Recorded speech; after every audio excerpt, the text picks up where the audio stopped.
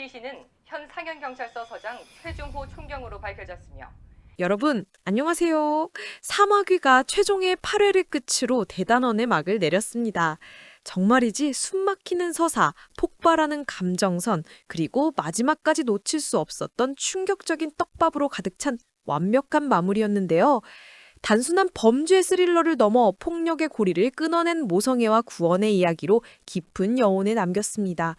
특히 마지막 3분 에필로그는 시청자들의 심장에 다시 뛰게 만들며 시즌2에 대한 간절한 염원을 남겼죠. 저 역시 그 여운에서 헤어나오지 못하고 있는데요. 이제부터 최종의 8회 줄거리를 디테일하게 복귀하고 최종의 엔딩으로 던져진 시즌2 떡밥을 중심으로 앞으로 어떤 전개가 펼쳐질지 1만 자 이상의 디테일한 예측을 소설 형식으로 풀어볼까 합니다.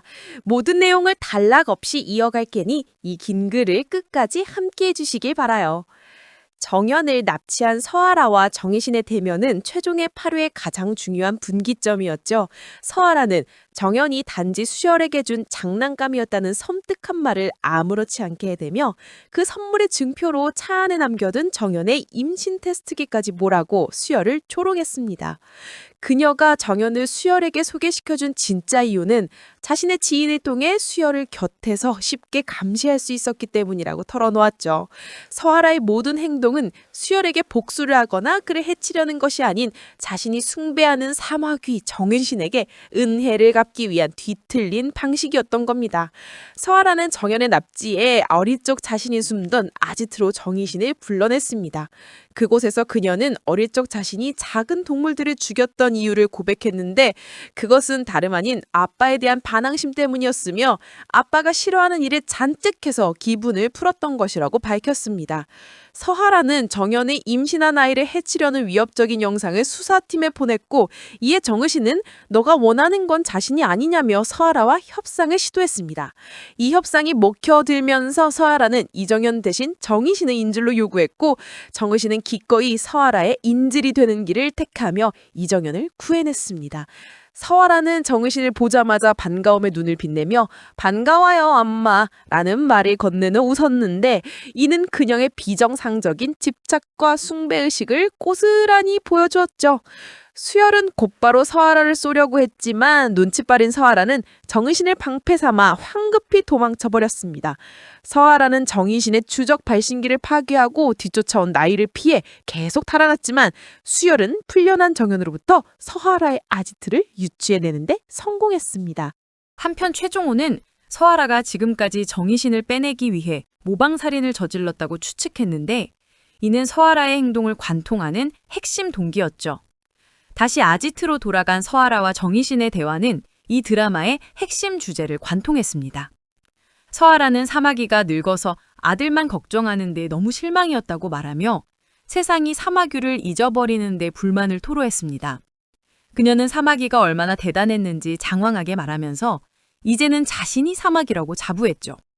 서하라는 사마귀와 자신이 같은 괴물이라며 속마음을 털어놓았고 정의신을 계속 엄마라고 부르며 갈 곳 없이 외로운 사람이라며 입맞춤을 시도하는 등 선뜻한 집착을 보였습니다. 그러면서 배신하지 말라는 의미심장한 말을 던졌습니다. 하지만 정의신은 서하라에게 배신자는 자신이 아니라 너라고 말하며 그녀를 비난했습니다.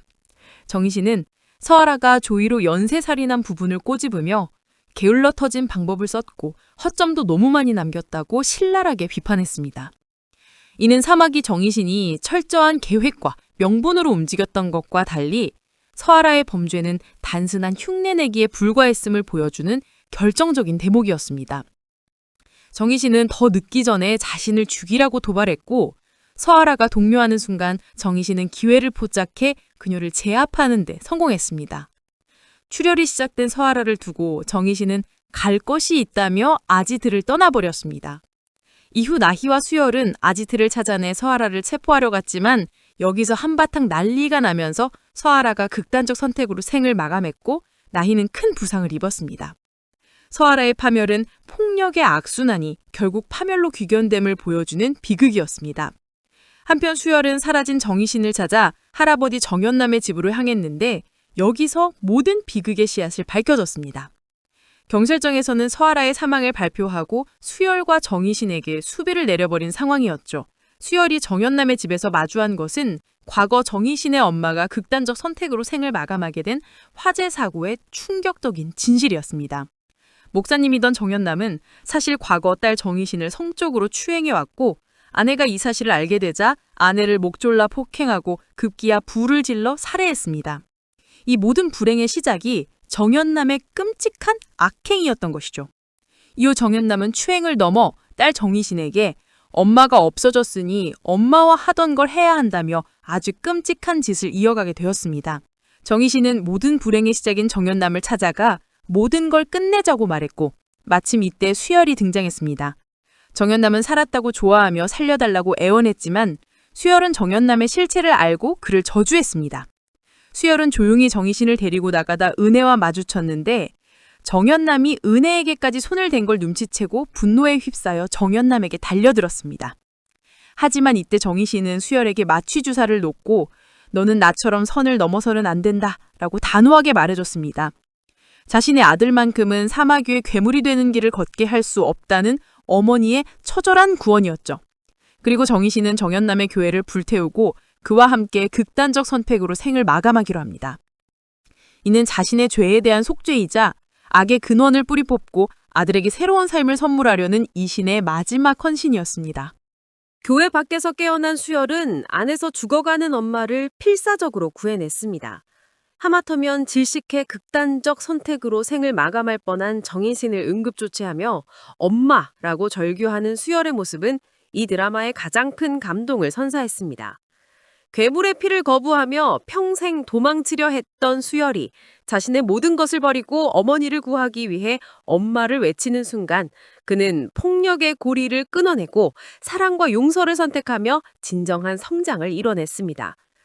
그런 아들의 모습을 보고 깨어난 정희신은 비로소 감동의 눈물을 흘렸고 이들의 관계는 사마귀와 아들이 아닌 엄마와 아들로 회복되었습니다.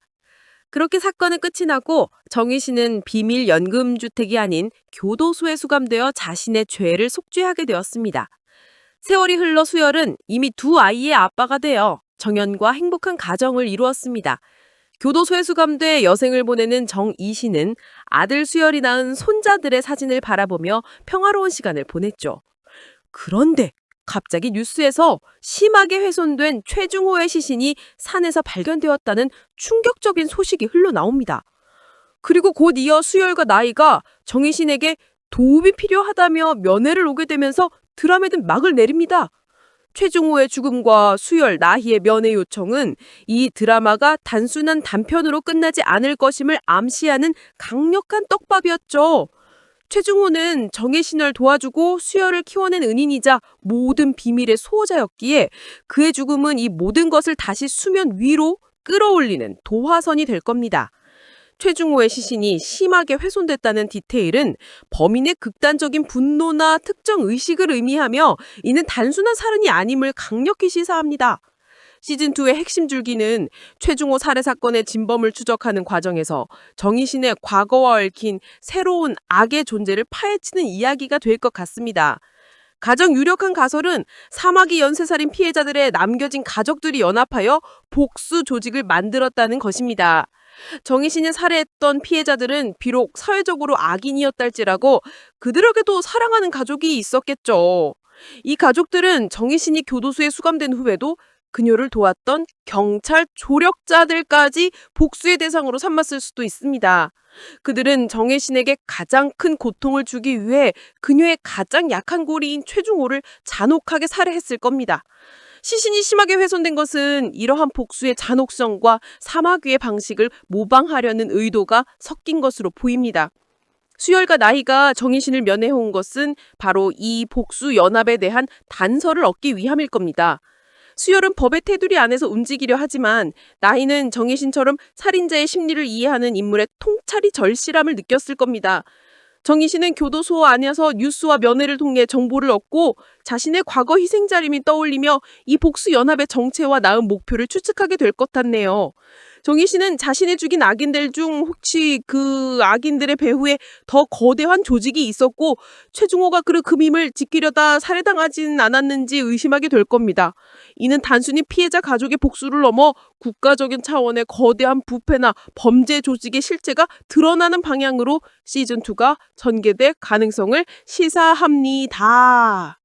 시즌2에서 수열은 단순히 사마귀의 아들이라는 트라우마를 가진 인물에서 벗어나 사마귀의 그림자를 가장 잘 이해하는 형사로 거듭날 것 같습니다. 그는 이미 두 아이의 아버지로서 가족을 지키려는 책임감을 강해졌으며 어머니 정희신이 마지막 순간에 자신을 구원하며 선을 넘지 말라고 했던 가르침을 마음에 새겼을 겁니다. 수열과 나이의 면에는 비공식적인 교도소 공조를 의미하며 수열은 어머니의 범죄 심리학적 통찰과 살인자의 시각을 활용하여 사건을 풀어나갈 겁니다. 수열의 내적 갈등은 더욱 깊어질 것 같습니다. 그는 어머니의 악을 이용해 정의를 구현해야 하는 윤리적 딜레마에 빠지게 될 겁니다. 특히 수열의 가족, 즉 정연과 손자들이 새로운 복수 연합이나 범죄 조직의 새로운 표적이 될 가능성이 매우 높습니다. 범인들은 정희신에게 가장 고통스러운 방식으로 복수하려 할 것이고 수열은 어머니의 도움이 없다면 가족을 지킬 수 없다는 절박함에 내몰리게 될 것입니다. 나이는 수열의 가장 든든한 조력자이자 때로는 수열이 선을 넘지 않도록 잡아주는 도덕적 나침반 역할을 해줄 것 같네요. 정희신은 시즌2의 핵심적인 키 인물이 될 것입니다. 그녀는 교도소 안에서 사건의 단서를 분석하고 수열에게 은밀한 암시와 조언을 전달하는 역할을 할 겁니다. 정희신의 방식은 범인의 시선으로 사건을 재구성하는 것으로 이는 경찰 수사팀이 도저히 접근할 수 없는 영역이겠죠. 하지만 사건의 위협이 커지고 수열과 가족의 생명이 위태로워지면 정희신은 다시 한번 어머니로서의 마지막 헌신을 감행할 가능성이 높습니다. 정희신은 나는 사형수야 라고 했던 시즌1의 대사처럼 자신의 목숨을 걸고 아들 가족을 지키려 할 겁니다. 예상치 못한 전개로 정희신이 특별 임무를 받고 일시적으로 풀려나 잠입 수사를 감행하는 스토리도 가능해 보입니다. 그녀가 사마귀의 악명과 능력을 활용하여 새로운 범죄 조직에 접근하고 그 실체를 파헤치는 과정은 시즌2의 가장 스릴 넘치는 부분이 될 것 같습니다.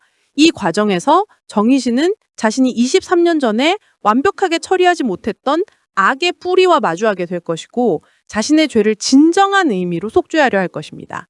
시즌2는 사마귀라는 존재가 남긴 유산이 단순히 폭력이 아니라 경고이자 파수꾼이었다는 역설적인 주제를 심화시킬 것 같습니다. 수열은 어머니의 어두운 지식을 이용하지만 결코 폭력의 방식을 따르지 않으려 노력하는 인물입니다. 시즌2는 괴물을 이용해서 괴물을 접는 과정에서 인간이 어디까지 선을 넘을 수 있는지에 대한 질문을 던지게 될 겁니다. 새로운 악의 존재가 정희신과 같은 트라우마를 가진 인물이라면 드라마는 다시 한번 폭력의 원인과 결과에 대해서 깊이 있게 탐구할 것 같네요.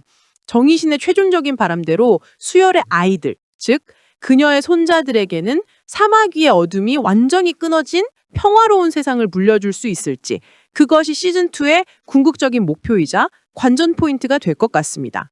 최중호의 죽음으로 시작된 사마귀 시즌2의 전개는 더욱 거대하고 복잡하고 그리고 더욱 처절한 구원의 이야기가 될 것 같습니다. 시청자들은 이 새로운 이야기가 다시 펼쳐지기를 간절히 기다리고 있습니다.